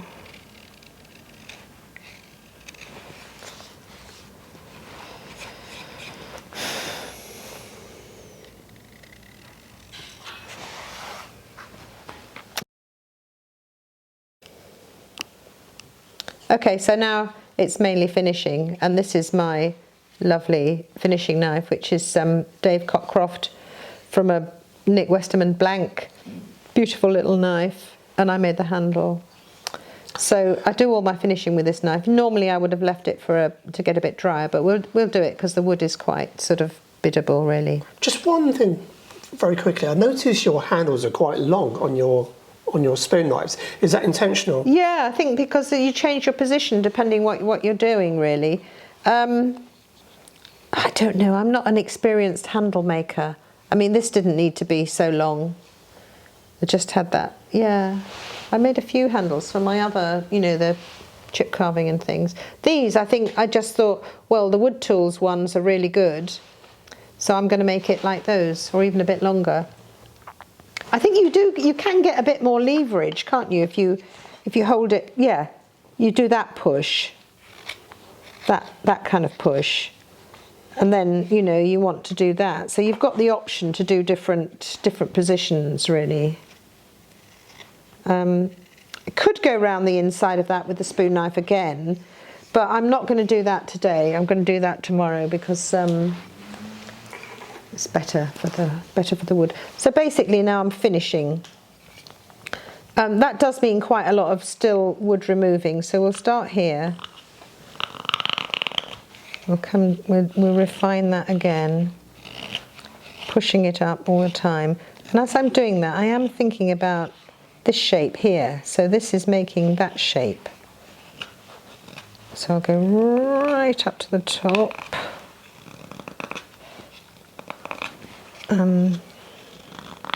Much smaller bits of wood coming off now. Okay. I notice a lot of people are quite happy with all the different knife marks and the facets. And I tend to faff around with a spoon. I usually do it at night, watching telly. I do all the axing up at the allotment, and then I do all this in my armchair. The sitting room is just basically awash with wood chips. Doesn't seem really worth clearing them up because the next day they're there again. And we haven't had very many visitors for obvious reasons, so I don't need to tidy it up. And all the wood chips, they become allotment paths. It's very useful. Okay, so that's good. Those side profiles, that one is a bit thinner than that one, so I'm going to just take that one down a bit.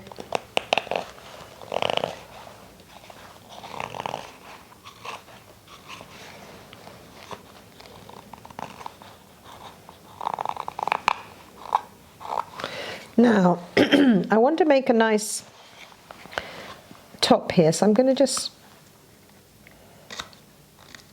first of all, I'm going to make it the right shape from the front.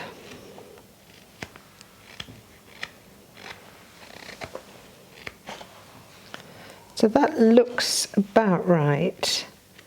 But what I'm going to do is I'm just going to take it down on the back in an arc like this.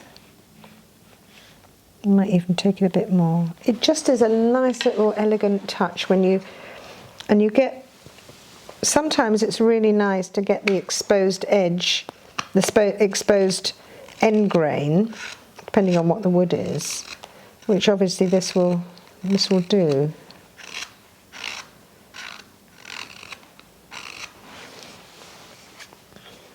You need to leave a couple of millimetres along the front.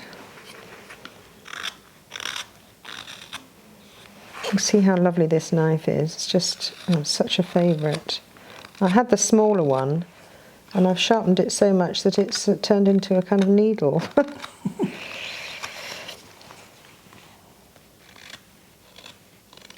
The difficulty with sharpening these knives, these very fine knives, is that you can get a sort of little curved secondary bevel on them.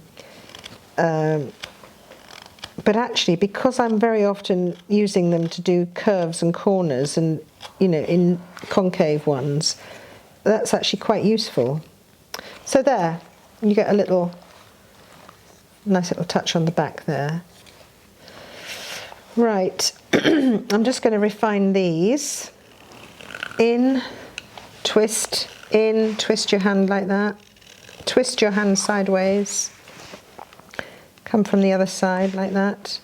And you shouldn't have any problems with a nice sharp knife of the join. There is a little bit of a join issue there, but bring it forward like that. You see, I'm twisting it across the grain. Cut that out. Okay, this one. Just take a little curve off. You've got much more ability to do these lovely little tight curves with a wonderful little sharp knife like this. Very often using just the tip of it. Okay, oh, there I've got a little fluffy bit. That, sometimes when the wood is wet, you can't do much about that. You have to wait until it's dry to get that off. Okay. But this is where you can see if it's slightly asymmetric, and it is slightly asymmetric. So I'm going to bring this one in a bit more.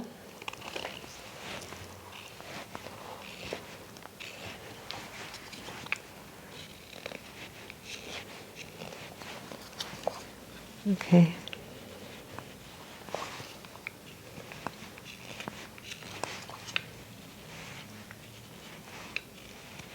I haven't actually carved hazel for a while, and it is just a joy. Absolutely wonderful wood. And now is a perfect time in the UK to get it, because it's all being, oh, actually probably in the winter from the coppices.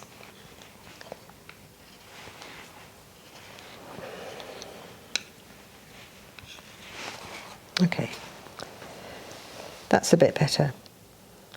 So now I'm going to chamfer off the edges.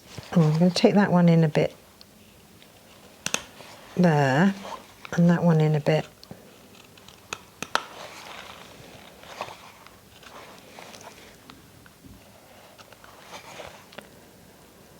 Okay, so what's gone wrong here? Okay, so this is where you can look and you can look, and you just don't quite know what it is that's different from one side to the next. I find myself looking for ages. One of the best things, though, to do is to look up, see your spoon in silhouette against the sky, and now I can see what the problem is. It's more curve on that side than that side, which is a shame, because I didn't really want to take the curve out, but I probably have to match it. Anyway, I'll do more of that later. Anyway, bring this in here, and you see how easy it is to do with this lovely little point here. That's it. And then this one wood is a little bit more difficult on this side. Sometimes the wood defies all the rules, you know, like grain direction, and you don't quite know why. I'm sure lots of very experienced spoon carvers know exactly why, but I'm not sure.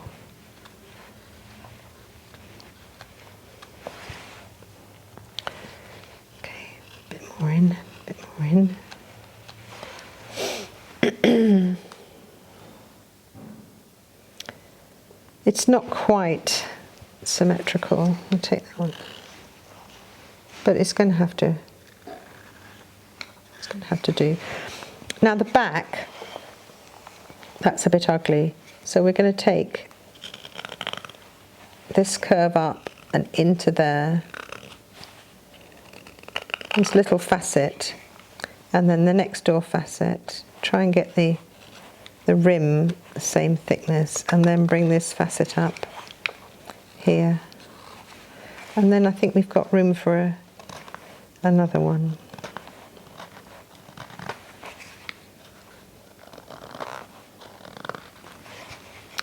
Okay, just check where they are, see if they match on both sides.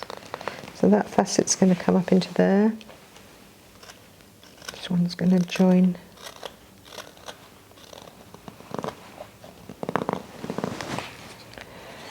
Now one more.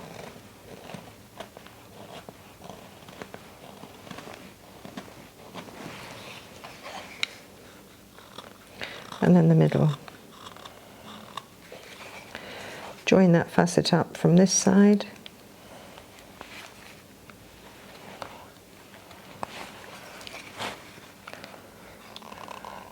There.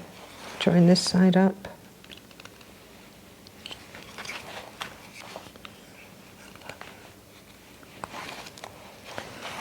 Okay, just take this edge off here. Don't want it to be too sharp.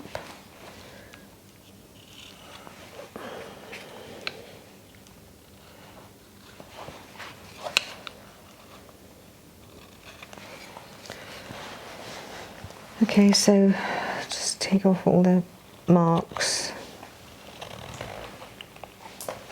This is dangerous.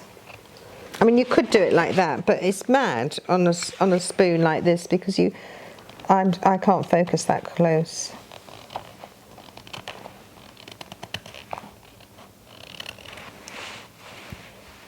I might be able to see a beginning of a split there, which would be a bit unfortunate, but I'll put it in a bag, a plastic bag overnight.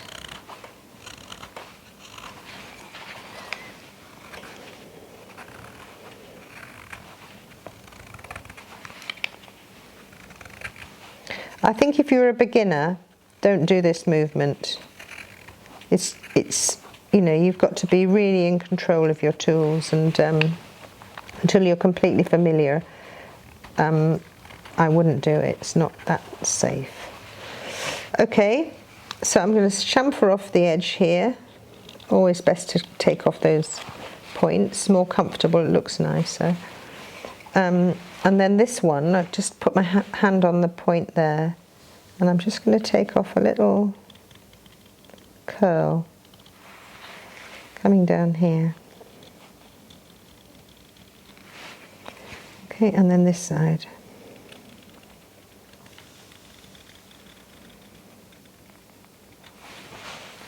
And the most important one is this chamfer here. So I'm going right back here to take the angle,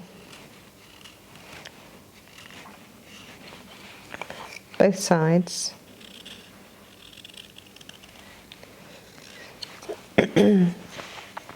And take it from this point here. This is about a 45-degree chamfer. You can make it as deep as or as small as you want. I mean, sometimes the deeper ones are quite attractive on this kind of spoon.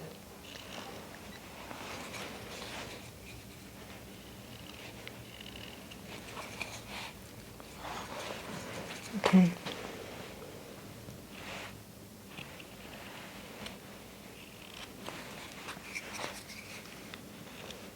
You can see how much you have to move the spoon. So that's probably about as far as you can go with wet wood.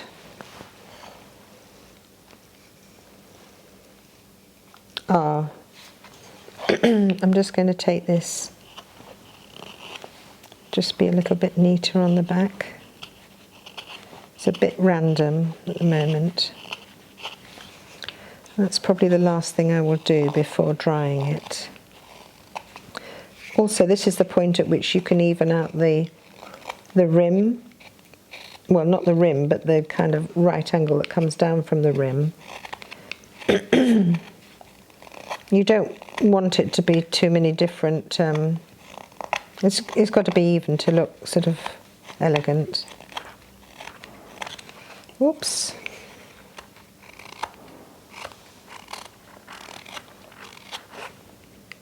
Bit thicker there. Don't want a thick rim to the end of the spoon because that's the bit that goes in your mouth.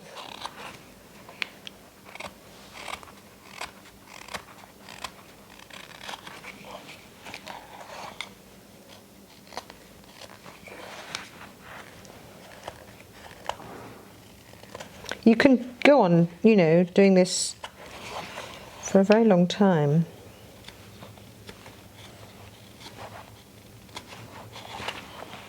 Then just follow those, hang on, 1, 2, 3, 1, 2, whoops. Let's put another one here.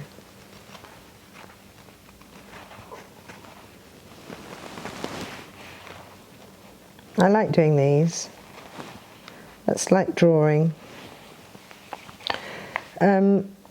So basically we'll sort of leave it, I think, at this stage, but just as long as everybody knows that there's a little bit more faffing around, certainly for me, to make that spoon how I want it to be. Just get that there. I don't know, can you see that, the facets in the light? You can just about see them, I think. Mm-hmm. That one's not, it's got a little bit of a nick in it. Yeah, there we are, a little hazel spoon.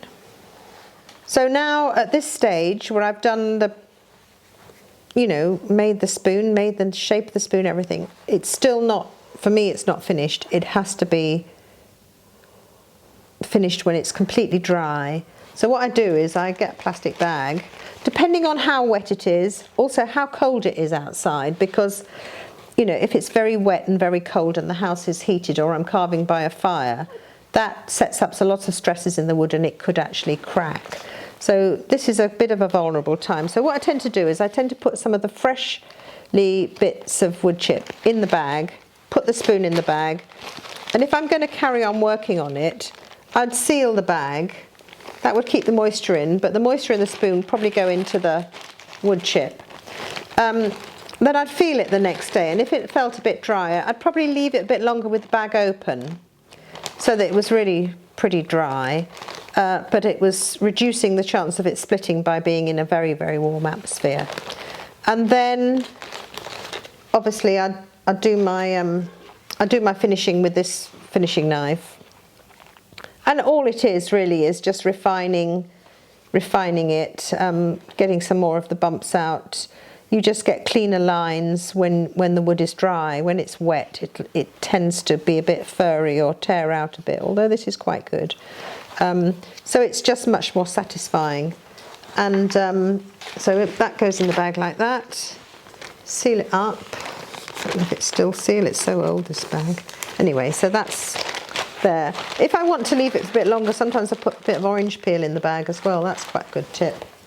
Do you recommend an IKEA sealing bag or? No, I just happen to have an IKEA one. I usually use Waitrose, of course. Oh, check you out. Well, maybe we'd get Waitrose to sponsor us or something. I did actually make this knife sheath out of an Oatly oat milk carton. And I tagged them, and they wrote to me, and they said, "Can we send some photographs?" And they were really pleased. But they're really good. They're really good, those cartons, for making sheaths. I need to make some more, actually. So we've touched on the drying. We've touched on the finishing cuts. Burnishing. So I know burnishing is something you normally do. That's to kind of obviously smooth off the surfaces. Yeah. So we kind of spoke off camera. You said that we could kindly obviously show a demonstration of that. Yeah. And what we're going to do for those that are watching, we're going to record that straight after this video. We're going to record it as a separate small tutorial because there's no standalone tutorials on YouTube so far talking about burnishing spoons. So guys, if you're watching this video, if you're watching it when it's come out, then just hold on. It will be out very soon. For those that are watching it and the burnishing video is already out, then there will be a link below in the description taking you to that will show you step by step how Deborah burnishes her spoons. So lastly, oiling. What are your processes for oiling? I use walnut oil. I don't use very much. I don't really understand why people kind of steep spoons in oil baths and all that. I mean, it's basically the oil's got to dry, and it needs to be sort of just in the surface of it to dry, I would have thought. So I just use a rag and I rub it on, and then I probably leave it for a bit, and then I rub on another bit of oil, but hardly any. And that's it. Then after that, how do you let it dry? How long do you let it dry for? Well, I don't think I'm very good at all these technical things, but you know, probably a week or so. Don't know how long it takes to dry. No doubt someone will tell me. But then after that, that's it. The spoons. But I don't use a lot of oil on. I don't like them to be all full of oil, so they feel quite dry when I send them out. And then after that, the spoon is done. Then after that, the spoon is done. Yeah. On to the next one. So there you have it, my friends. That is a wrap for this video. Deborah, thank you so much. Pleasure. Absolute trooper. Thank you. It was really good for me to see your process as well, how you approach everything, especially a spoon that's obviously smaller. Yeah, it's very nerve-wracking being filmed. I mean, before when I was thinking about it, I was thinking, how's it going to work? Because I take so long to make a spoon and I faff around. And then I surprised myself, I actually made a spoon in what didn't seem too long. I don't know how long it was, but yeah. anyway. I think by the time we edit, it'll be interesting to see. Yeah. But no, you've done really well. It was really great to see. So friends, as I've mentioned throughout this video and at the beginning, so obviously I've recorded a video with Deborah previously. showing how to carve a full-size spoon. A link to that will be down below if you haven't seen that already. Also, as we alluded to just earlier, is the burnishing part of this. We're going to record this as a separate video. So if that video is already out by the time you're watching this, once again, check the link below in the description and you can also watch that video. There may be a possibility we'll record a third video. Don't want to make any promises just yet, just based on timing for today and the timing we have for the filming. But at the very least, the burnishing video will definitely be out. And so, like I said, a link below will be to that also. I mentioned this before. I'll put a link to Deborah's Instagram. She's very active on Instagram. It's a great way of keeping in touch with Deborah if you have any questions, queries, or simply want to kind of message her. I received a lot of requests when people just want to message you. Yeah, I do. so I always point people to Deborah's Instagram. Yeah. Link below will be to that. Just to mention it on camera, it's Plot and Ponder. Plot and Ponder. Correct. Yeah. And lastly, I'm going to put a link to Deborah's Etsy. Link to that will be down below, and you can kind of see the work that she has on there. If she has anything available to sell, like I said, you know, a lot of the stuff doesn't hang around too long. You will have, I believe, a few spoons ready when this video comes out. I will. I'll have some pocket spoons. Yeah. Excellent stuff. Yeah. Some of my favourite spoons of Deborah's. You know, she does some amazing work in general, but the pocket spoons are amazing. So, like I said, all the links below to everything that I mentioned. Before we depart, are there any parting words from your good self? Well, no, thanks for giving me the opportunity. And it's really nice to do a film a year later, because after that one I did last time, I worried terribly about my axe technique. And I thought, all these brilliant people will be watching it, or maybe they didn't watch it, but I just thought I could have done it better, and I didn't saw the crank in and things like that last time. I mean, I don't always do it, but it's very good to do that, to show people the best, well, the safest way, I think, and the most reliable way to do it. So I'm glad I had the opportunity to do that again and to put it right. I appreciate you having me back. I know the audience loved you the last time round, so it's great to come back, you know, to kind of build upon what we filmed before. Yeah, so well, it's always fun, Zed. I really enjoy it. Come back again. Hopefully not another zombie apocalypse in between. But no, I'd love to. Once again, I really do appreciate your time, Deborah. Great, yeah. So if you watched up until now, really do appreciate that. If you have any comments or queries, please do write them down below. And as I mentioned, once again, all the links are below to everything that we've outlined in this video. And on that note, I hope whatever you're doing, you have a blessed day, a blessed week ahead. From Deborah and myself, Zed Outdoors, peace out. Oh yeah, peace out.